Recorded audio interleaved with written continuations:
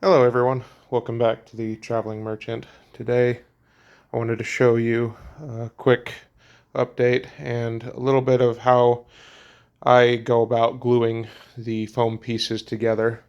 As you can see over in the background over there, those are some all of the pieces that I've got cut out and I've been working on getting them glued together. So I wanted to show you kind of real fast how this looks when you're gluing it. If I end up not being able to see anything, I apologize. I'm trying to get this new stand set up to where you can see everything just right. So we'll try there. So what I've done, I'm going to talk a little louder so make sure you can hear me. As you can see, I have these little arrows, and those are from the dashes and the dot dashes that I've shown in the last video. Basically, I put arrows instead to make sure it shows me, hey, cut in an angled direction. And because of that nice angle, you see where this piece got glued, it made that nice crease in the foam. And so it'll give it good detail later when I put the texture and whatnot in and piece it together. So I'm going to show you with these two pieces kind of how I'm going to end up gluing them together and making that all nice to fit really well.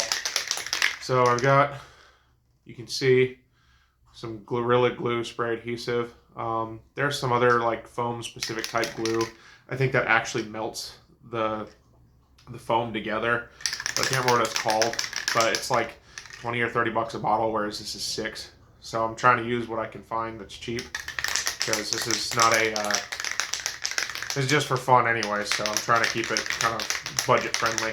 Oh, that's the other thing I forgot to mention. All these pieces came from that inch memory foam mattress that I had ordered, or a mattress topper, I should say. It was like 35 bucks, and I'm able to get the entire torso.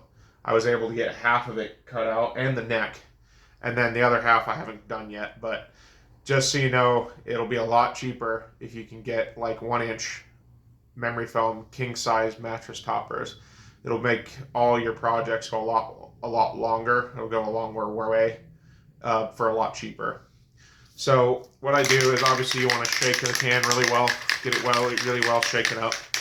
And then what you're going to do is you're going to keep your distance from the foam, and you're going to spray a couple times back and forth to make sure that it's a good coat. And then you're going to do the same thing to the other side. So I'll show you real fast. So you're going to go a nice even coat. If you're going to overspray, try overspraying the side, like over a little bit this way, so that way you're not getting sticky on the front. So about 2 or 3 coat passes. Put the foam somewhere where it's not going to get stuck to the table. You're going to let that, I know it seems weird that I'm not gluing it yet. That's how this kind of glue has to work with foam, is you got to spray both sides with the glue. Running out of glue here, so try to work fast. So I'm spraying both sides with glue that I'm going to glue together, and then you have to let it air out.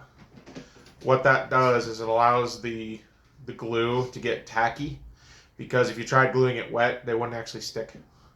They would sit there and just kind of fall off. They wouldn't, they wouldn't actually glue to shape. So I'm going to make sure I show really well in the camera. So I'm taking corner to corner now that I've let it air out a little bit. If you want to, you can blow on it too. Help it along. And you're going to get corner to corner, and you're going to very carefully start pushing them together. If you notice, I'm trying to get the lines like I talked about before to match up, and I'm making sure I'm putting even pressure along the whole thing. And sometimes I go back and I'll pinch it through, but I'll do that in the end. So I'm going through, I'm squishing, and I'm moving the foam. I'm bending it. I'm trying to get everything to line up nice. No weird thingies, no holes, no gaps. And as you can see, I got all those lines to match up nice. And then I go back through on both sides, and I try to pinch all the creases everywhere. You can see I'm pinching and creasing and pinching and creasing, making sure that everything lines up, and then it's going to stay tacky. Now, what I would suggest doing is make sure that, especially if some of these pieces, when you start gluing them, they're going to want to bend right? Because that's what the structure is. It's, it's not going to be one flat, square piece. All of these are going to bend to a certain way. So you want to make sure before you bend any of these is to let that glue set. Maybe 10, 15, 20 minutes. I would say even an hour if you want to be really safe. Make sure all of that is set before you end up trying to bend all these pieces together. Because I found that if you are in too much of a rush, it'll start tearing the seams that you just glued, because just the amount of pressure that you're pulling, trying to get it to bend, make the shape, can tear the thing. So give it time, let all these rest. You can go back through and you can put more glue and stuff later. One suggestion I would like to recommend to you. So if you can see, a lot of this thing gets really gunky, and so they recommend taking it, flipping completely upside down, and clear the nozzle. That way it's just shooting out air instead of glue, and it'll give it a chance so you can actually keep using it rather than it getting gunked up to where you can't use it because it's all gummied up.